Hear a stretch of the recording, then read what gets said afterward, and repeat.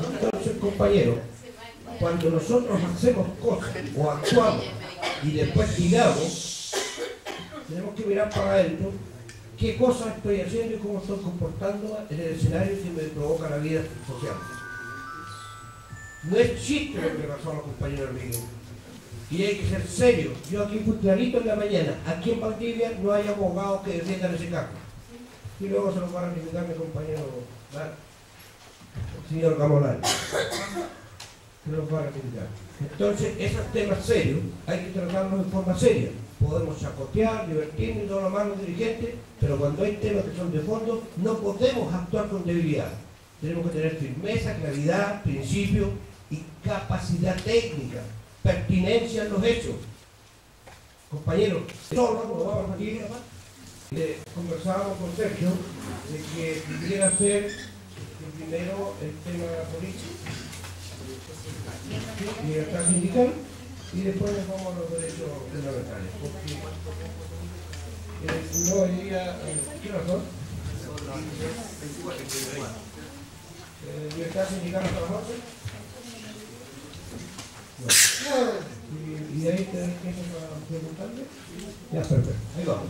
Es importante el tema de libertad sindical porque está contenido en la forma de expresarnos y está contenido de que hay también los derechos fundamentales. Por eso es importante el protagonismo en la libertad sindical y de tal modo que podamos. Bueno, en primer lugar, buenos días, ¿me escuchan bien? ¿Sí? Yo quiero también agradecer la invitación que me han hecho a los organizadores de este congreso, de este evento, y a Carlos Mancilla que me escribió efectivamente invitándome a participar. Mi exposición entonces va a versar sobre el principio de libertad sindical, y para eso yo diría que va a tener básicamente dos partes. Una primera parte abocada a lo que es este principio en el mundo occidental, cómo surge, qué comprende la libertad sindical, cómo ha sido consagrado en los países más desarrollados del planeta. Y después pretendo abocarme en una segunda parte de la exposición al caso chileno, que ha pasado en Chile con la libertad sindical, especialmente con nuestra actual legislación y constitución de 1980, para terminar en este corto tiempo, digamos, en los minutos finales, con algunas proyecciones a futuro de lo que podría hacerse o de lo que podría, de qué camino seguir frente a la situación nacional en materia de libertad sindical. En cuanto a lo primero, este principio o la idea matriz de la libertad sindical. La verdad es que la libertad sindical es un principio que ha ido acompañando el derecho al trabajo desde los orígenes del derecho laboral. Siempre se dice que el derecho del trabajo, el derecho laboral es un derecho nuevo. Y es un derecho nuevo porque efectivamente surge en los últimos 200 años y vinculado a la revolución industrial. O sea, en la antigüedad, en la Edad Media, por ejemplo, no había derecho laboral. De hecho, en la antigüedad, además, el grueso del trabajo radicaba en los esclavos, en la Edad Media en los vasallos, y no había la idea de un derecho protector, ¿no es cierto?, la parte débil, no había un derecho laboral propiamente tal. Este derecho laboral surge con la revolución industrial, y como la revolución industrial surge en Inglaterra, ocurre que el derecho laboral nace en Inglaterra. Tanto el derecho individual del trabajo, o sea, el que se preocupa de la protección del trabajador individual, como el derecho colectivo vinculado a la libertad sindical, e incluso la seguridad social también van a nacer en Inglaterra. Fíjense que más de alguien ha dicho que el mejor producto de exportación inglés es el derecho al trabajo, porque un derecho laboral conformado con la matriz o con lo que inventaron los ingleses del siglo XIX existe hoy por hoy en prácticamente todo el mundo. Incluso en Estados Unidos, que uno tiende a leer en los diarios que no hay derecho laboral, la verdad es que hay derecho laboral.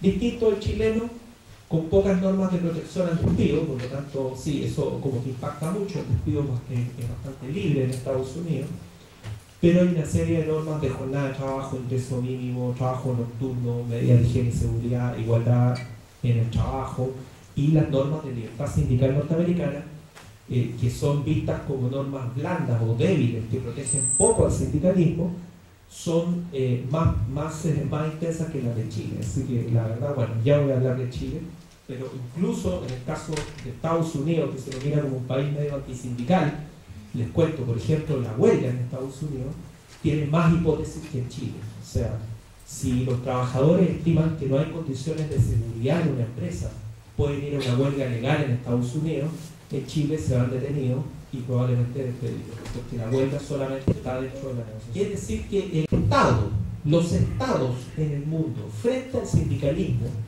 van adoptando tres posturas. La primera es la postura de la prohibición, y ya lo he comentado, era delito tratar de negociar, era delito tratar de organizarse. La segunda postura es de la tolerancia, y la tolerancia implica que deja de ser delito, acercándonos hacia el 1900, pero tampoco es derecho.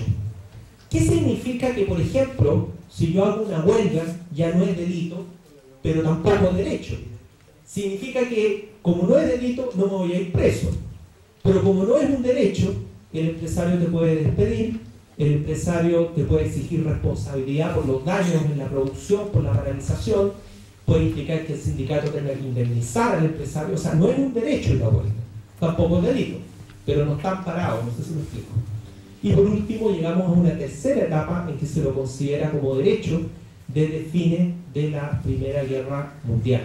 Bueno, volviendo para ir cerrando un poco esta primera parte, cómo surge el principio de libertad sindical.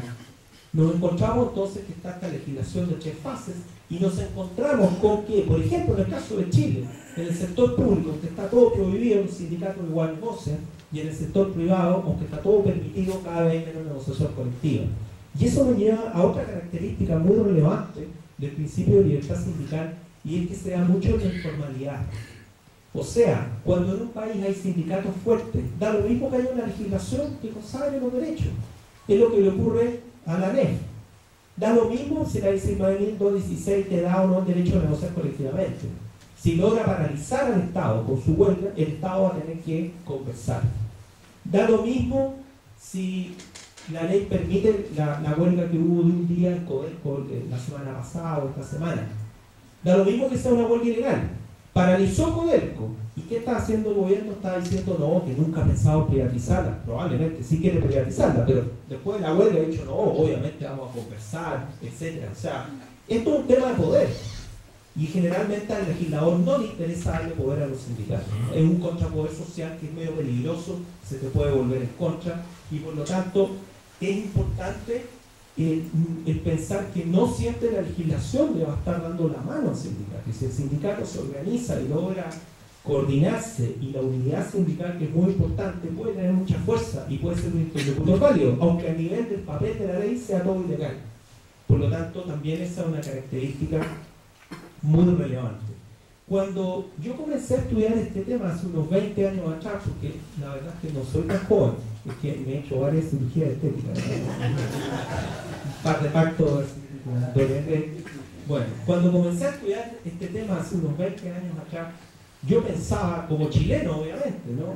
Dije, voy a ver algunos sindicalismos que han hecho historia. El italiano, el inglés, deben tener un código de trabajo dedicado a los sindicatos, 500 normas de sostén de los sindicatos, y me encuentro que en Italia no había leyes de sindicatos. Disculpa, la asamblea acordó que se apaguen los celulares, y el que sigue sonando los celulares se va. Bien, entonces uno se encuentra con que no había casi leyes de sindicato, que en Italia, por ejemplo, nadie está preocupado de si el sindicato tiene o no personalidad jurídica, cosas que acá eran como de vida o muerte. ¿No? Un sindicato sin personalidad jurídica es algo así como una herejía. La verdad es que los sindicatos italianos logran parar Italia y por lo tanto se entienden con el gobierno. Y aunque hay tres centrales sindicales, una comunista, otra socialista y otra demócrata cristiana, siempre actúan unidas. Son distintas, hay como tres CUT, pero cuando llega la hora de paralizar, están las tres juntitas y paralizan el país. Y aunque no hay leyes, que es una cosa increíble, ahora hay algunas leyes desde el año 90, hay una ley de huelga en servicios esenciales, otra de huelga en el sector público, pero nada parecido a Chile, no sé si me explico, ¿no? Nada parecido a 200 artículos regulando fenómenos sindicales. Tienen un margen de libertad muy grande. ¿Y por qué? Porque los sindicatos son fuertes. Se organizaron sin esperar que el Estado les tuviera que dar una autorización, un permiso, una personalidad. Lo mismo en el caso inglés, y lo que hizo Margaret Thatcher fue justamente al revés, fue regularlos para impedirles negociar con la fuerza que tenía. Es decir, el sindicalismo inglés está de capa caída, pero hasta el año 80 fue un sindicalismo muy fuerte, prácticamente sin ley. O sea, solamente con 2 o 3 normas muy específicas que tutelaban el derecho de huelga. Porque, y aquí también voy cerrando esta primera parte, cuando se habla de libertad sindical se está pensando siempre en un triángulo, y en un triángulo equilátero, o sea que tiene los 3 lados iguales. ¿Y cuáles son los lados del triángulo? Primero, el sindicato en la base. Segundo, la negociación colectiva. Tercero, el derecho de huelga. Entonces nosotros no podemos hablar de libertad sindical si te falta uno de los lados del triángulo. Los 3 lados del triángulo son súper importantes, son vitales. Ahora, si me hicieran ustedes la consulta, pero ¿qué lado es más importante para formar un buen sistema sindical? Yo tendría que decir que, en base a lo que yo he estudiado, lo que he visto, el lado más importante es el de la huelga. O sea, ¿qué logró que en Italia hubiera, y hay todavía unas negociaciones que son incluso a nivel nacional, negociación colectiva nacional que cubra los 20 millones de trabajadores italianos? ¿Qué es lo que ha permitido en Italia o en Inglaterra hasta los 80? Porque Margaret Thatcher se dedicó a limitar la huelga, efectivamente. Ha permitido la generación de un sistema sindical, el derecho de huelga. No se ha necesitado ningún otro derecho. No ha sido el destino del sindicalismo en América Latina, porque en América Latina generalmente la ley ha entrado a limitar todo lo que puede el movimiento sindical, y las leyes de todas las secciones prácticamente políticas. Pero Uruguay es un ejemplo. Uruguay tampoco tiene leyes sindicales. Si uno a un laboralista uruguayo le pregunta, oiga, ¿cómo hay que constituir un sindicato en Uruguay? Le dice, como quiera, porque no hay ley. Y entonces, ¿cómo sé que si es sindicato? Bueno, si paralizan la empresa, eso ya es un sindicato. Claro, digamos, ¿cuál es el pedigrí para saber si uno es sindicato o no? Bueno, si tiene capacidad de movilización. Si no, no. Entonces, ellos tienen un sistema que son de negociaciones por área, consejos de salario, que anualmente o bianualmente deciden normas sectoriales para, no sé, la pesca, lo forestal, la minería, la agricultura, y ahí está lo que sería la CUT uruguaya con la CPC uruguaya y se ponen de acuerdo. Pero tienen un sistema muy liberal y basado solamente en una norma constitucional, de una frase que dice se consagra la huelga como derecho gremial. Eso es lo único que dice. Y después los tribunales han ido interpretando extensivamente ese derecho de huelga frente a los juicios por despido ya en sus inicios, ¿no? Y decían, no, usted no puede pedir que la huelga es un derecho fundamental, etc. Y hace 3 o 4 años salió una ley sindical. Entonces me la enviaban mis amigos uruguayos, me decían, oye, mire, igual que en Chile tenemos una ley. Me la enviaban escaneada, yo abría la ley tiene 20 artículos. Igual que en Chile. Y en realidad 10 eran de procedimiento, eran solo 10 artículos. Y eran de fuero sindical. Fuero sindical, derecho de información dentro de la empresa, cosas por el estilo. Así que yo les escribía diciendo, no, ustedes no logran sopesar la magnitud de las reglamentaciones que hay en Chile respecto al fenómeno sindical, porque la verdad es que esta ley sería así ultra liberal en el caso chileno. Por lo tanto, recapitulando todas las ideas que he dicho, el principio de libertad sindical es un principio que está desde los inicios del derecho al trabajo, pero en los inicios está prohibido, se lo considera un delito. Esto evoluciona hasta fines de la Primera Guerra Mundial, que pasa a ser considerado un derecho fundamental. Este principio comprende 3 derechos básicos y esenciales. Primero, formar sindicatos. Segundo, negociar colectivamente. Tercero, declarar la huelga. Si falta uno de estos derechos, pareciera que estamos mal, que no hay un principio real de libertad sindical, pero si tuviéramos que optar por uno solo, pareciera que lo más sensato y razonable es optar por el derecho de huelga, porque es el que en otras experiencias ha logrado conformar un sistema sindical bastante fluido y sólido. Miren, solo una precisión. Si uno quisiera que la legislación fuera justa, si el sindicato no puede ejecutar la huelga, en vez de elegir la última oferta del empleador, debería irse un arbitraje entre la última oferta del empleador y una oferta que hiciera el sindicato. Eso implica, y tendría que ser de péndulo, como el arbitraje que hay ahora obligatorio, a la japonesa, o elige íntegramente la del empleador o íntegramente la del sindicato. Eso haría que el empleador se asuste porque dice, oye, si ustedes con algo muy bajo y vamos a arbitraje, van a elegir la propuesta de los trabajadores. Van a tener que proponer algo sensato. Pero como esa opción tan simple, estamos hablando de la chimuchina, pues yo creo que esta legislación habría que erogar la esfera, ya sería una nueva. Pero si, como en Chile casi nunca se pueden hacer bien las cosas, entonces, bueno, si no se puede eso, tendríamos que echar así, tipo, hacerle un parche. Un parche, por ejemplo, podría ser ese, para que el empleador no tenga una última oferta casi en blanco, ¿no? Y deja absolutamente el jaque en esas instancias.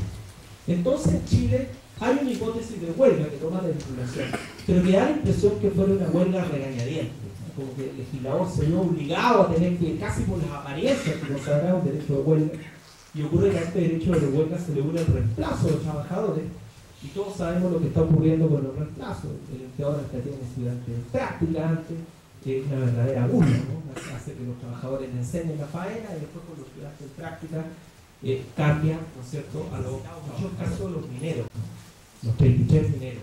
Pero a mí me impacta una cosa. Yo creo que el mensaje que uno puede sacar político de la gesta de los mineros es que el chileno, el obrero chileno, es alguien muy responsable y muy cívico. Esas personas, piensen ustedes que nadie murió abajo. A medida que iban pasando los días, yo no estaba muy optimista de que estuvieran vivos.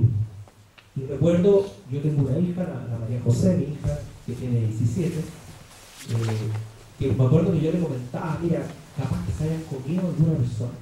Y me dice, ¿qué? Sí, porque en muchos casos ha ocurrido muchas veces, también en naufragio, y le conté el caso de la Miñolet, que es un caso famoso en 1880, y que quedan 4 marineros y se comen a uno. Que cuando se acaba la comida siempre se comen como el más débil. Como pareció a las relaciones laborales. Pero la verdad es que generalmente antes que hubiera convención del mar, había cierta práctica en los naufragios, que si había un naufragio y no había comida, tú te ponías a los niños primero, o si no, tú estuvieras más enfermizo, al más debilucho, se los pagaban. Bueno, entonces yo pensaba, mira, si es que están vivos los mineros, quizás ¿qué ha ocurrido abajo? ¿Y qué es lo que ha ocurrido cuando llega la comunicación? Ha ocurrido algo notable. Los mineros se han organizado políticamente. Han decidido adoptar el principio mayoritario. ¡Wow! Digamos, es como una lección a todo Chile, ¿no? Los chilenos no somos capaces de ponernos de acuerdo, pero los mineros, en una situación extrema, y generalmente en la situación extrema uno conoce a las personas, dijeron, vamos a adoptar el principio mayoritario. No es que no eran roces, hubo 2 personas que querían el liderazgo, pero la mayoría de los mineros le dio el liderazgo a uno de ellos, al que tenía no más experiencia, pero que era como ya el jefe que estaba abajo. Se organizaron. Uno no vio cuando llegó la cápsula así peleando a puñetes para subir, había un orden para subir. O sea, realmente uno podría pensar, yo pensaba, se lo comentaba a mi hija, fue a mi alumno, si ellos fueran la asamblea constituyente harían una constitución de lujo, muy equilibrada, pensando en los derechos de los demás. Entonces, la situación a nivel normativo es realmente pésima. Chile, repito, tiene estándares bajísimos de libertad sindical. Y esto ha generado un poder absolutamente desmedido de la patronal o de los empleadores. Y aquí vienen también, uno lo ve en los diarios, en Chile pues, más o menos todos los diarios piensan lo mismo, salvo ninguno. Si el de Clinic lo consideramos diario, bueno, ese viene en otra línea, pero sale una vez a la semana, etc. ¿no? Los diarios que hay, que son todos de 2 personas, todos los diarios son de 2 dueños, y los 2 piensan igual. Además, dentro del marco político son de un extremo, ni siquiera son centrados. Entonces, tenemos un problema con la libertad de expresión, que Chile tiene un ingreso mínimo que ahora quedó en 182.000 pesos, bajísimo. ¿Y por qué yo puedo decir que es bajísimo? Les voy a poner 2 ejemplos, por lo menos de Santiago, de donde yo soy. Si uno pide limosna, gana más que el ingreso mínimo. Si uno cuida autos en la noche cerca de los pubs, que en Santiago son 1.000 pesos por auto, gana como 400.000 pesos mensuales. Entonces, si yo fuera una persona cesante, sin posibilidades de trabajo, y me dice, oye, vente a trabajar por el mínimo. ¿Y qué significa eso? Bueno, el lunes a viernes, 45 horas semanales, con jefe que te va a retar, etc. Yo le digo, no, yo soy emprendedor. Prefiero ir a cuidar autos a los pagos. Soy independiente, me levanto a la hora que quiero, no tengo jefe y además gano 400.000 pesos. ¿A ti tú lo quieres trabajar por el mínimo? Entonces, no deja de ser interesante cuando se discute si es alto o bajo el mínimo. Un ingreso mínimo decente debería implicar que si uno pide limosna gane menos dinero. Si no, da la impresión que es medio indigno el ingreso mínimo. Fíjense que yo, en mi entorno particular, no conozco a nadie que pague el mínimo. A nadie. Sin embargo, en Chile hay grandes empresas que sí pagan el mínimo. Eso es algo realmente impresionante. Uno podría crear el mínimo es para la señora Juanita que tiene un pequeño kiosco y pucha, necesita un ayudante y no le puede pagar al ayudante 200.000 pesos. Ahí uno dice, vale, ¿no? Pero realmente te encuentras bancos que pagan el mínimo. Te encuentras casinos grandes que pagan el mínimo. O sea, es impresionante. Y es un tema de pobreza. Porque incluso si usted le va a la empresa, esa empresa gana plata igual. Pero así todo, prefieren mantenerlo bajo porque así tú mantienes como un poco la parte social que hay en Chile. Esta cosa como de casta, ¿no? Como de clase social. A futuro. Bueno, yo creo que en Chile, así voy a hablar así primero bien idealista y después más aterrizado, ¿no? Bien idealista, yo creo que Chile necesita realmente hacer una nueva constitución y en que participen todos los chilenos. Que todos los chilenos estemos de acuerdo en una nueva constitución. Incluso podemos ponernos un poco antidemocráticos y decir que la Asamblea Constituyente que se elija tiene que respetar la Declaración Universal de Derechos Humanos. Yo creo que nadie podría temer de una Asamblea Constituyente que tenga que respetar los derechos básicos y fundamentales que se han estimado por la humanidad en la Declaración Universal de Derechos Humanos. Como creo que eso todavía puede faltar, porque acá es como todo lento, ¿no? Somos un país medio aislado, como que la cordillera es muy larga y el desierto muy ancho, entonces como que somos como una cosa media feudal, ¿sí? Vamos como siempre atrás de Occidente, ¿no? O las ideas llegan, pero como que la cordillera nos corta la mitad, porque es muy alta, entonces llegan a media, ¿no? Esto, por favor, pido un minuto, las ideas llegan a media. Miren, en Europa, por ejemplo, un tema laboral es la polifuncionalidad. ¿Y por qué la polifuncionalidad? Claro, porque en Europa el trabajador a veces cambia de profesión. Entonces, primero tiene, no sé, es electricista y después estudia una cosa nada que ver, relaciones públicas. Y las personas cambian 2 o 3 veces de profesión en la vida. Y eso permite además una polifuncionalidad al trabajador y en empresas flexibles, bla, bla, bla. O sea, empresas como en Estados Unidos, Bill Gates, ¿no es cierto? Las empresas de software, etc. Claro, tienen trabajadores polifuncionales que son más bien como pulpos porque tienen ramificaciones en sus conocimientos. Entonces, esta idea llega a Chile, la polifuncionalidad. Entonces, la ley 19759 modifica el número 3 del artículo 10 y coloca que al trabajador le van a poder poner ahora varias funciones alternativas o complementarias. Entonces los chilenos sacábamos el pecho, tenemos polifuncionalidad como en Silicon Valley, como en la Nokia de Finlandia, etc. ¿Y en qué terminó la polifuncionalidad? Terminó lo siguiente: cuando uno iba a una multitienda, te atendía una persona, te mostraba el producto, otra persona te lo facturaba, otra persona te lo empaquetaba y otra persona hacía el aseo. O sea, había 4 personas trabajando. Después la polifuncionalidad uno va y hay una. La misma persona te muestra el producto, la misma persona te lo factura, la misma te lo empaqueta y además tiene una escoba porque después tiene que hacer el aseo. Y uno le pregunta, ¿y usted gana más? No, gano lo mismo, echarme a los otros 3 y hacer el ambiente. Entonces,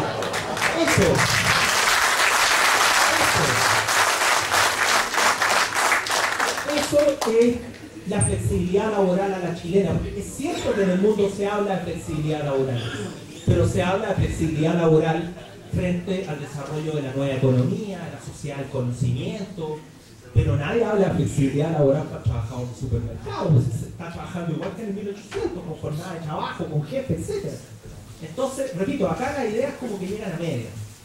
¿Qué pienso yo que se podría hacer en forma más aterrizada? Yo creo que es importante, a nivel legal, voy a hablar, de que se vaya hacia una negociación colectiva por área. No veo esa línea, obviamente, en este gobierno menos, pero también a lo menos, porque el derecho de huelga debe tener 3 hipótesis: por mejoramiento de condiciones económicas, que es como el actual, entre comillas, por falta de condiciones de seguridad y por prácticas antisindicales. Fíjense que estas 3 hipótesis de huelga no son las que tienen los países europeos, que tienen mucho más extensa el derecho de huelga. Son las que tiene Estados Unidos. O sea, para homologarlo a Estados Unidos, que es considerado un país medio antisindical, sería bueno tener estos 3 tipos de huelga. Y prohibir absolutamente el reemplazo de trabajadores. Bajo ningún respecto reemplazo de trabajadores. El reemplazo implica en el fondo no reconocer el derecho de huelga. Por lo tanto, en ningún país el reemplazo, solamente en Estados Unidos, pero ojo, con la huelga económica. En Estados Unidos, la huelga por falta de condiciones de seguridad no permite contratar reemplazantes y tampoco la huelga por prácticas antisindicales. Por lo tanto, creo que queda mucho que hacer en el ámbito legal. Y termino. ¿Qué van a hacer los trabajadores? Claro, yo digo en el ámbito legal, y ustedes me dicen, pero nosotros no somos legisladores, ya sabemos lo que ocurre en Chile, las élites, el parlamento, etc. Yo creo que el camino de los trabajadores es la unidad sindical. Fíjense que la unidad sindical se da en el sector público por la naturaleza del sector público, porque tienen el mismo estatuto, porque tienen el mismo empleador. Entonces a la ANEF le sale fácil decir voy a huelga y van a huelga todos. Fíjense que las huelgas de la ANEF se han plegado incluso un poder judicial que no forma parte de la ANEF, pero como le llega igual no es justo porque el sector público, hasta la Corte Suprema ha hecho huelga. Claro, tienen otro nombre, una huelga no tiene por qué decir huelga para que sea huelga. Cuando hacen una jornada de reflexión y no funcionan las 4 salas de la Corte Suprema, es una huelga, y la han hecho porque quieren cambiar los reajustes. Entonces el gobierno se ve presionado, ¿no es cierto?, por esto, y le va bastante bien a la ANEF en sus propios reajustes. Por lo tanto, ¿qué deberían hacer los trabajadores del sector privado? ¿Qué misión debería tener la CUT? Bueno, la unidad sindical. La unidad sindical. El hacer lo que se denominan también las huelgas de solidaridad. O sea, si hay una universidad en conflicto, otras universidades también hacen huelga. O las empresas, donde se le provee a la universidad de productos, también hacen huelga, porque no mantenga siendo proveedor de un empleador que está en conflicto con sus trabajadores. Ahora, claro que estas huelgas son peligrosas, pueden conllevar despidos, pero también hay que tratar de buscar mecanismos entonces más sofisticados. Por ejemplo, no toda huelga tiene que ser de paralización de actividades. Puede haber huelgas de trabajo lento. Puede haber huelgas de celo, que uno aplica la máxima reglamentación e igual entorpece, porque al aplicar la máxima reglamentación cada vez lo hago en forma tan exagerada que se paraliza. Fíjense que una huelga incluso puede ir todos vestidos de un mismo color, de negro. La huelga tiene que ser más sofisticada, no tiene por qué ir al tiro como a la pelea. Porque piensen ustedes que los poderes del empleador generalmente son bastante hipócritas. O sea, el empleador siempre que te presiona lo hace en base a algo técnico. Entonces te acosa sexualmente, el trabajador se resiste, entonces después no te da vacaciones en primavera y verano, porque el artículo 67 o 68 dice que es de preferencia primavera y verano. Entonces el empleador dice, no, laboral, por razones técnicas no le doy la vacación, se la puede dar en agosto, que es más lluvioso. Pero está ocupando en forma de viaje el poder, porque yo no quise acceder, ¿no es cierto?, a sus avances sexuales. No te da más permiso para ir a visitar al banco, para ir a la presentación teatral de tu hijo. Son todos como poderes técnicos, pero en el fondo tú sabes que lo está ocupando para presionarte. Nunca más asciende. Toda la gente que asciende en la empresa se acuesta con el jefe. Pero el que no se acuesta, el jefe no te dice nada, pero tampoco te asciende. Bueno, es un poder casi tan o mucho más fuerte que una huelga. Por eso, yo he tratado de redefinir en algunos escritos la huelga como un ejercicio mínimo de fuerza. Es un ejercicio mínimo de fuerza frente al ejercicio de fuerza que puede hacer el empleador. Y por eso es importante que haya una liberalización del derecho de huelga para poder equilibrar un poco el poder dentro de la empresa y lo que dicen los sindicatos y lo que los trabajadores pueden hacer o no hacer. Por lo tanto, no les digo que vayan a sacrificios así todos despedidos por Congreso porque fueron una huelga, pero sí pueden hacer movilizaciones desde vestirse del mismo color, paralizaciones de 5 minutos, que para el empleador es muy costoso ahí despedir, tiene que contratar nueva gente, capacitarlo, realmente es un rollo. Pero igual fue una paralización, como diciendo, oiga, hay un descontento por esta situación, tratemos de conversar. Y termino diciendo que el principio de libertad sindical es un gran principio. Incluso en la paupérrima negociación colectiva que hay en Chile, La única vez que los empleadores se sientan y miran a la cara a los trabajadores y tienen que negociar si hay bono mortuorio, bono de vacaciones, si hay esto o lo otro, es una negociación colectiva.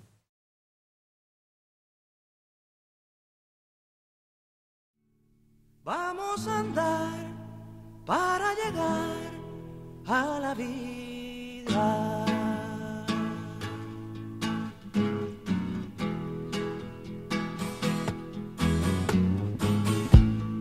Vamos a andar en vez